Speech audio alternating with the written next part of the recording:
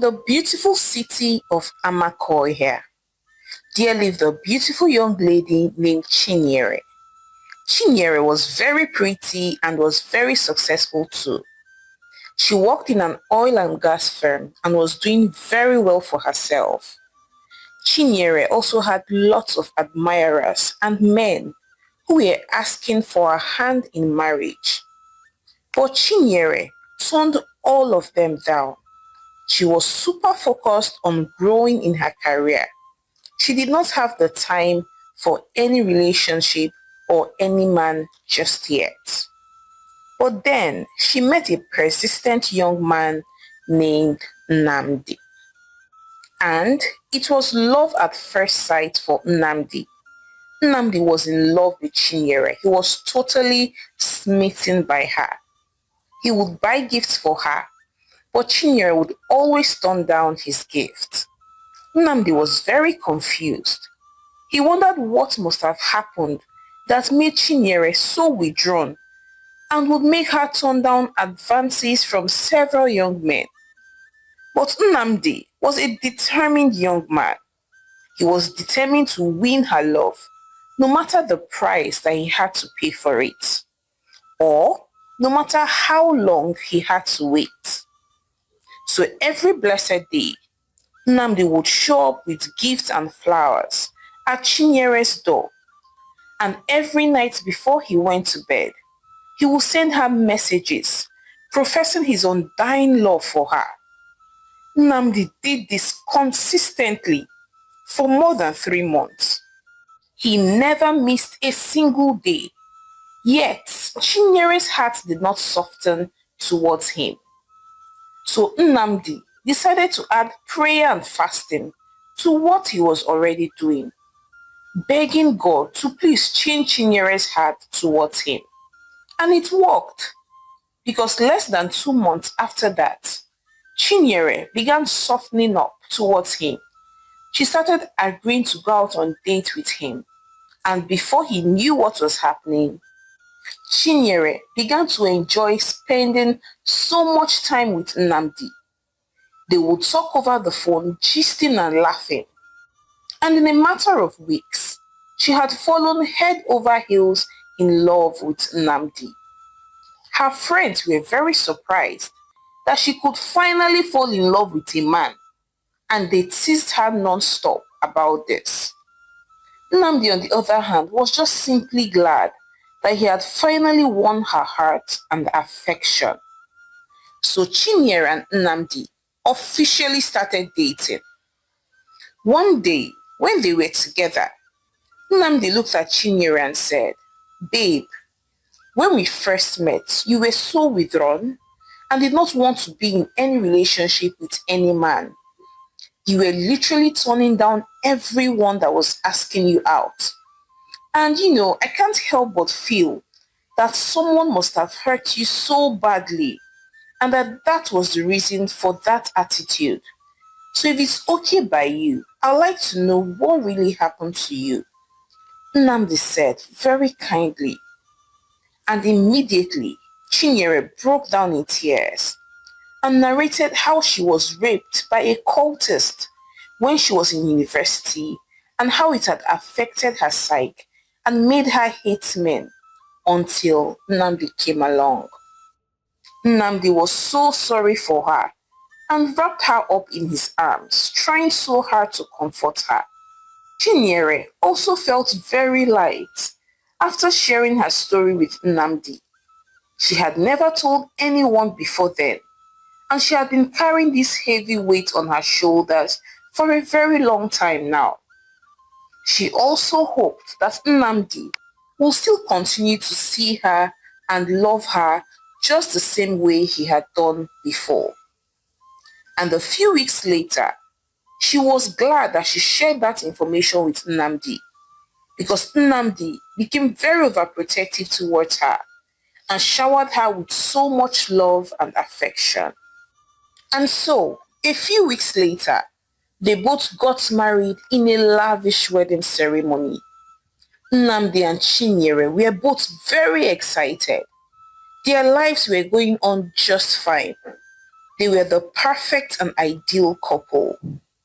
Nnamdi doted on his wife.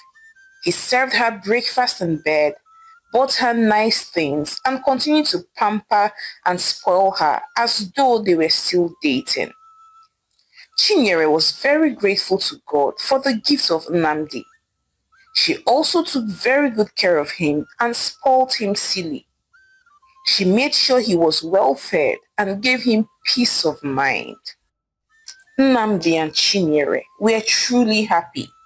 But 3 years later, Chinyere had not yet gotten pregnant.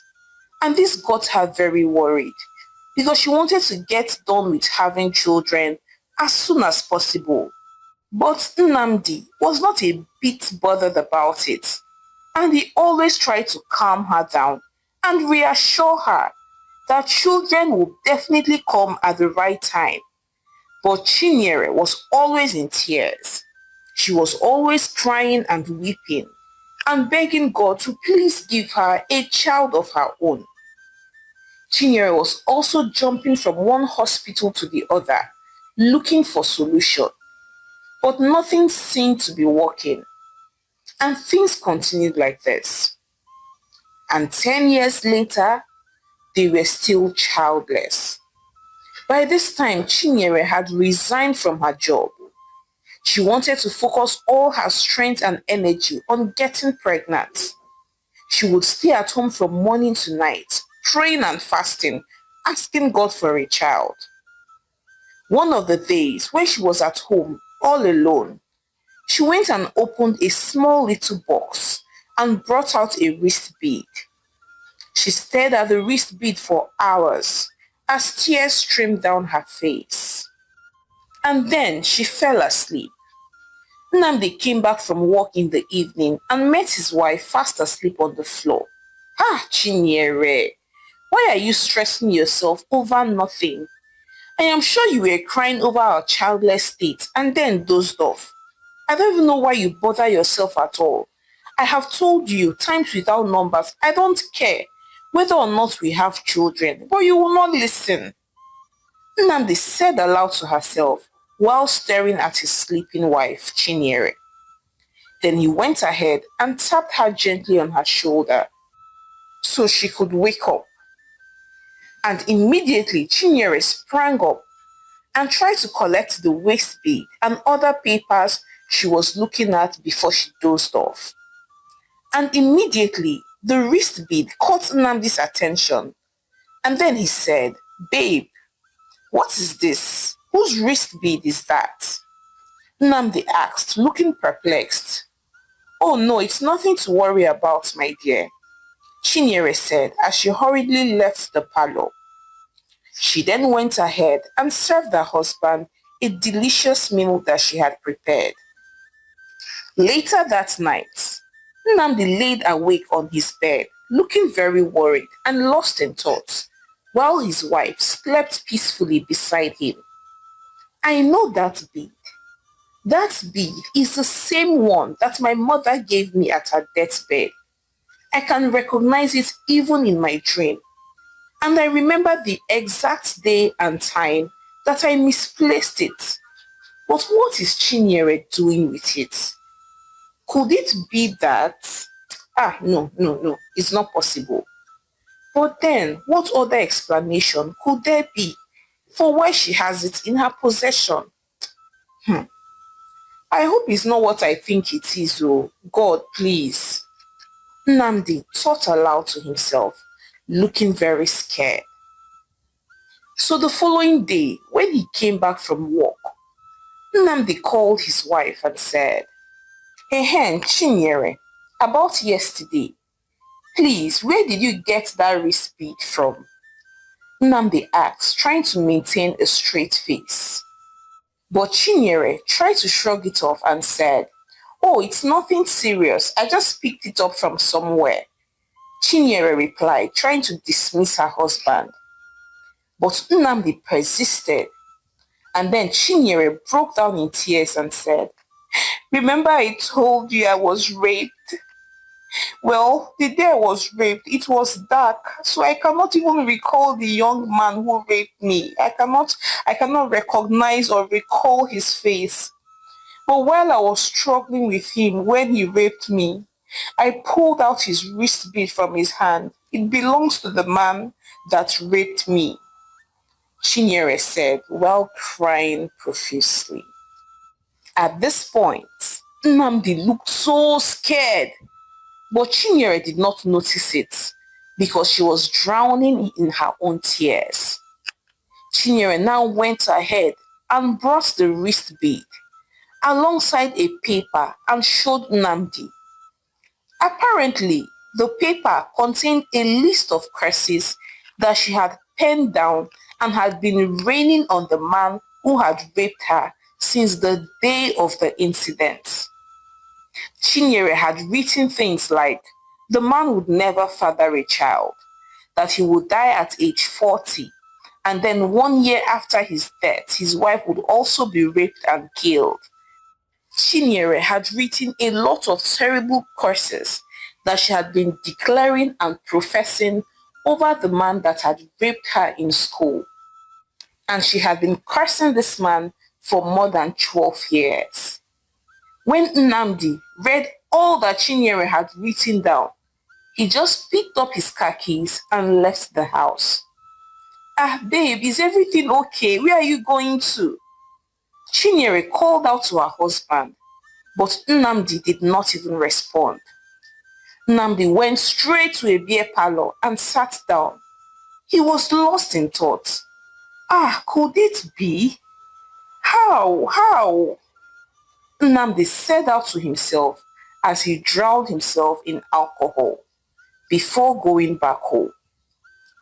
So a few days later, Nnamdi changed towards his wife.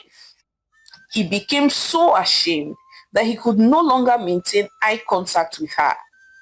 As a matter of fact, he avoided her and would stay away from home for days. Nnamdi was broken. So one day, when Nnamdi came back home, Chinyere accosted him and said, "What is wrong with you? Why have you been avoiding me? What is happening? Please say something." Chinyere asked, looking very worried. But Nnamdi denied that anything was wrong. But instead, he changed to the man that he was before. He became once again loving and nice to his wife, and they were once again a happy family. But one afternoon, Chinyere was seated in her parlor when for the first time, something in her husband's picture caught her attention. She held the picture to take a closer look, and lo and behold, she saw her husband putting on the same wristbead that she had kept in her possession for over 12 years. Chinyere held the picture, trembling and shaking visibly. No, no, this cannot be. This cannot be. Why is my husband wearing the same wristbead as the man who raped me and this virgin me? Chinyere said aloud to herself, already crying and wailing. And so she went ahead and scattered the whole house from top to bottom. And lo and behold, her beloved husband had several pictures of himself wearing that same wristbead. At this point, Chinyere broke down, weeping and wailing loudly. Now everything was beginning to make sense to her. It now made sense why her husband was so insistent and kept on asking her how she had gotten that wristbead, and also why he was behaving strangely after she confided in him that it was the bead of the man who had raped her. Ah, so all these years, I have been living with the same man who abused me. Ah, Faith, you have played a cruel one on me. Chinyere busted out wailing profusely. She sat down in her parlor, waiting patiently for her husband to come back home from work. Later that night, when Nnamdi came back from work, he saw his wife, who looked like she had been crying since morning, and several of his pictures and the wristbead on the table. And in that moment, he knew that his secret was out. He knew that Chinyere had found out that he was the one who violated her many years ago. Chinyere, I can explain. Babe, please, please just listen to me. Just hear me out. It's not exactly what you think. Nnamdi said, pleading and looking scared. Don't you dare mention my name from that filthy mouth of yours. Oh, so you raped me the first time and it was not enough for you. You had to get married to me so that you will continue violating my body in the name of marriage, eh? Nnamdi, do you know the damage that you did to my life? Do you think that getting married to me now and pretending to be a good husband will write off all the wrongs and havoc that you have caused to my life? Ah, Nnamdi, you're an evil man. You're a rapist. Ooh, everybody come and see. Oh, I married a rapist. My husband is a rapist. Ah, no, you're never my husband. You're my ex-husband because this marriage is over. Chinyere screamed out at the top of her voice. Please stop, my love, Bikono. Chinyere, please, it's not the way you are making it sound. Honestly, I did not know that you were the woman that I raped. If not, I would not have asked you to marry me. I only found out the day I came back from work and saw you with that bead. And when you told me how you got that bead, I knew that I was the one who raped you. I did not know how to tell you when I found out. Please, I am so sorry. And I'm not a rapist. That bead that you have was my mom's bead. She gave me at her deathbed. And when she died, I was so devastated. And that was when I joined a cult group. I didn't know that part of the initiation process would be that I had to rape someone. I have lived with the guilt all my life. I'm so sorry, Chi. I promise you that you are the first and last person that I ever raped. Please forgive me. It was never my intention to hurt you. Nnamdi said, weeping profusely. Oh, get out of this house. I don't want to have anything to do with you again. Chinyere said, crying, as she pushed Nnamdi away. In the days that followed, Chinyere was so sad. She cried and wailed non-stop. Nnamdi by this time had gone to squat at his friend's house because his wife had kicked him out of their house. He was also very sad and frustrated. For 1 full month, Chinyere refused to talk to Nnamdi. She was broken. But one day, Nnamdi fell sick and was rushed to the hospital. The doctors ran all sorts of tests and did all sorts of things. Yet, Nnamdi was not responding to treatment. As a matter of fact, it looked as though he was going to die. His closest friend Chibuike, who he was squatting with at the time, was very worried for him. And suddenly, one day, while on his sick bed, Nnamdi remembered all the curses that Chinyere had written down and proclaimed over the man who had raped her, which happened to be him. One of which was that the man would die at age 40. And then Nnamdi remembered that he was clocking 40 years in just 2 weeks. And that was when he knew that if Chinyere did not revoke the curse or did not forgive him, he was definitely going to die. So Nnamdi sent Chibuike to plead with his wife to come visit him at the hospital. When Chinyere set her eyes on Nnamdi, her heart melted. And for a minute, she forgot that it was the same man that had raped her. All she saw was a devoted husband who loved her and cherished her since the very first day he set his eyes on her. And yet again, Nnamdi begged her for her forgiveness, reminding her of all the curses that she had placed on the man who raped her, and that if she did not forgive him, that he was going to die because his 40th birthday was just around the corner. and also that she was going to die a year after he died because she happened to be his wife. Chinyere was so broken, but she knew she loved her husband Nnamdi, despite what he used to be.